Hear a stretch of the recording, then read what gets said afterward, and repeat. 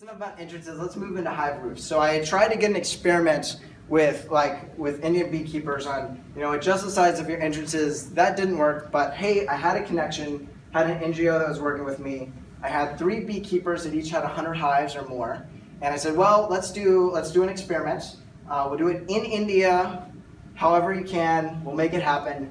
And so we looked at adding sort of an extra layer to the roof. So when I went to India, I saw a lot of hives. They were out in the sun was baking on them. The poor bees, they were probably overheating because it was really, really hot, especially on the roof surface. What if you had a layer of shade?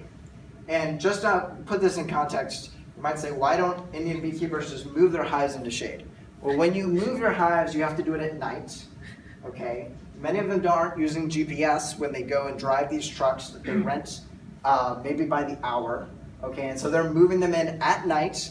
They're trying to place them on a field or under trees. They might run out of space and they might need to put some hives in the sun. And so this was a way of like, what if you had just an extra metal sheet that went on top that was elevated that sort of gave localized shade. And we also looked at sort of bamboo roofs as sort of another way of doing this. So I looked at this, but there was a problem. Within the first week, one of the beekeepers called and said, somebody came by and stole all of my metal roofs, but this was not going to end up working. So I went over, we did what we could, but I learned a ton of really interesting things from doing this experiment. One of the things that was very interesting was I prescribed to them, I want you to buy aluminum roofs, because that's what we use. Most of our hive roofs in the US are made out of aluminum. And aluminum is highly reflective. It absorbs only about 15% of sunlight. But when I went there and I talked to them, I said, okay, how are things going?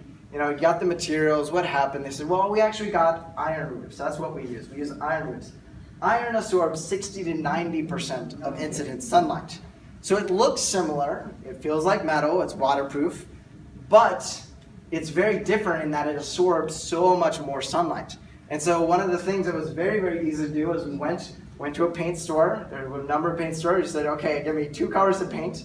We got a blue paint, we got a white paint, and we took some roofs and we laid them down and we just painted them. And then I had a temperature sensor I brought, and I just measured the temperature.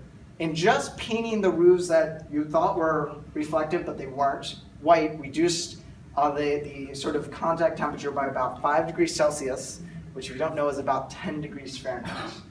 So that's a really, really big deal. And so the recommendation was, it looks pristine being metal, but you should go and paint all of the beehives in India, the roofs, white, which is very interesting.